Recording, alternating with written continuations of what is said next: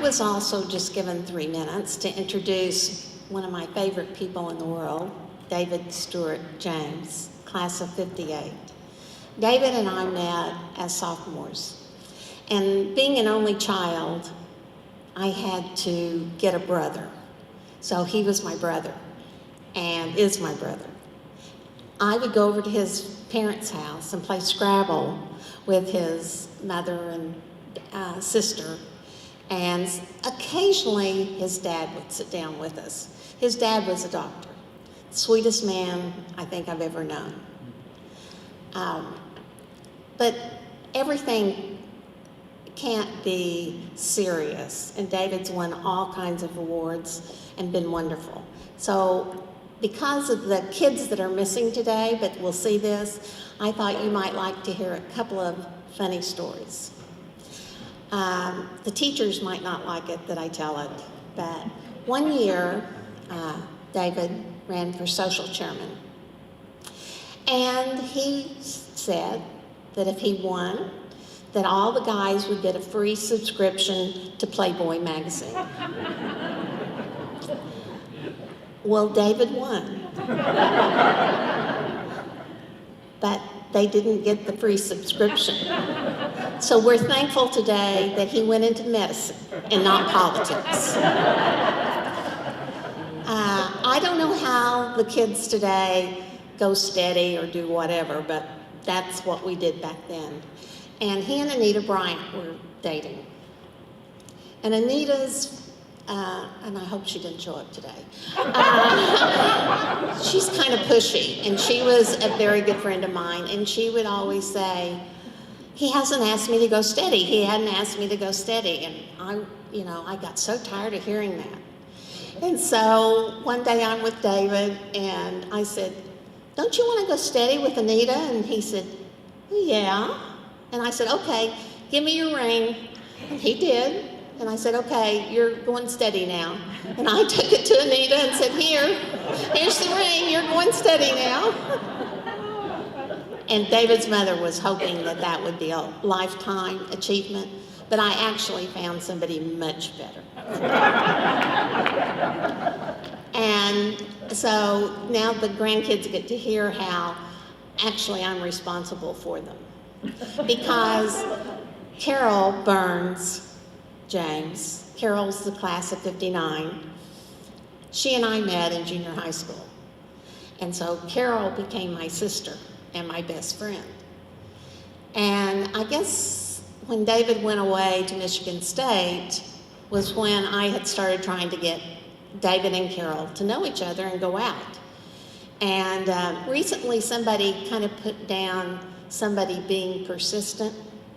Well, I'm persistent.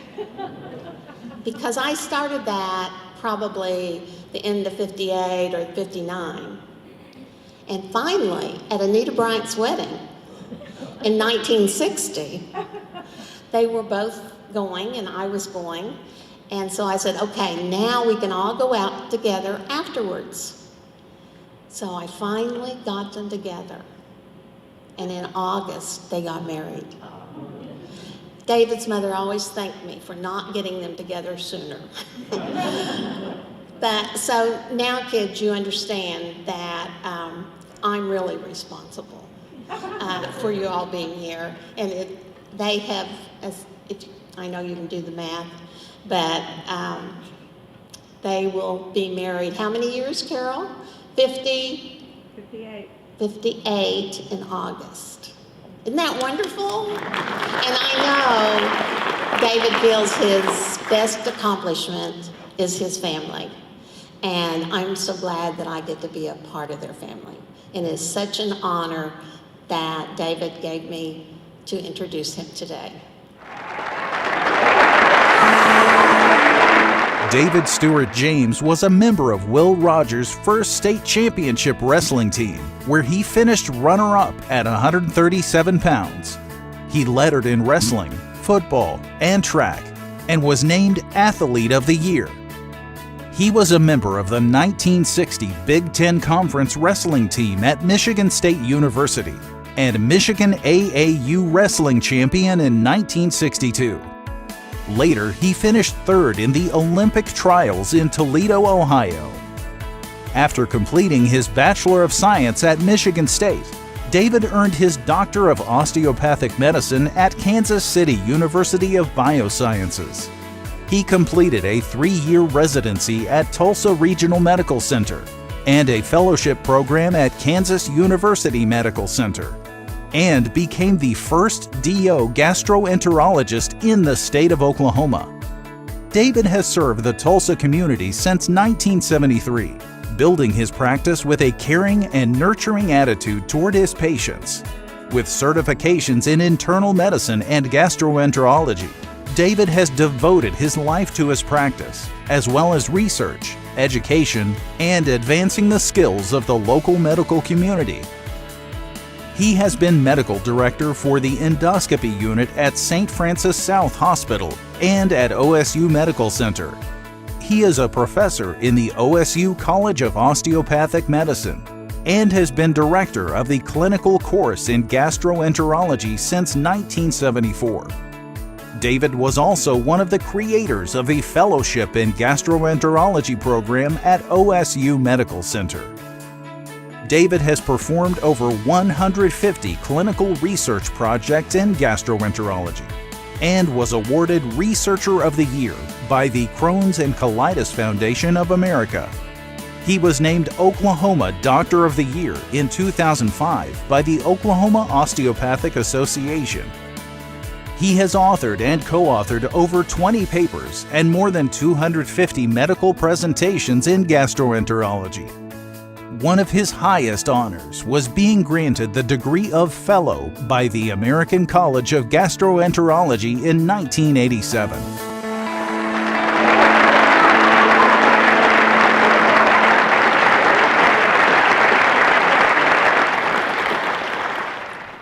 Thank you for this honor. Will Rogers, our namesake of our great school, was a stage and motion picture actor, a vaudeville performer, American cowboy, humorist, newspaper columnist, and a social commentator. Being of mixed race, he identified as a Cherokee Indian, but a really special thing about him, he was an Okie. And just like us, Will Rogers said, "I never met a man I didn't like." How is that even possible? Well, it's not always easy. It takes effort, but if you make the effort to search for good in everyone, you will make their life, as well as your life, better. If we all look for good in each other, what a better world this would be. Life is full of lessons. There are ways to be successful. Life lesson number 1, be nice to others. Those you mistreat have a way of coming back into your life. I have discovered that if you get further in life by helping others and treating others well, be nice. Before someone will care how much you know, they must know how much you care. A physician's role is to be nice and take care of others. I chose to be a gastroenterologist. In case you don't know what that is, quite simply, it's a doctor who takes care of burps and farts.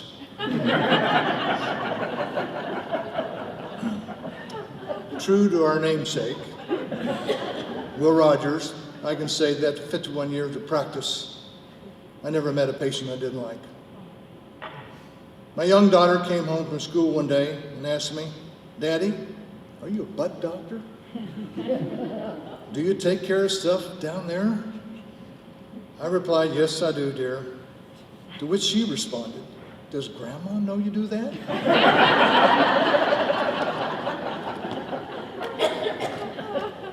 When we think about successful people, we only have to look as far as some of our graduates from Will Rogers. So who are we? Our school has had successful people in many different professions, including celebrities, politicians, business people, musicians, doctors, actors, professional athletes, and even a Miss Oklahoma. All these people had one thing in common. They're all sitting in the same seats that you are right now. This is who you are. But guess what? You're not finished. You're just getting started, and whatever mistakes you have made so far, forget them.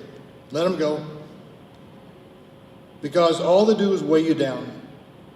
You students are young, with so much time and so much potential. So who in here is next? What will you do? What motivates you? I never thought that I'd be standing here one day. I didn't look that far ahead. I just took one step at a time. I took one effort at a time, one day at a time. Life lesson number 2. Work hard. Try your hardest in everything you do. Aim high. Have you ever heard the saying, if you aim at nothing, you'll hit it every time? The same way, if you aim at the target, you may not hit the bullseye, but at least you'll get close as you can. So take your shot. At a sporting event one day, a young boy said to me, you know, I could have been good at this sport if I cared about it. I thought about that, and he was right. We generally are only good at things we care about. And work hard to improve. So find something you care about and try your best at it. Try your hardest. Live each day to get better.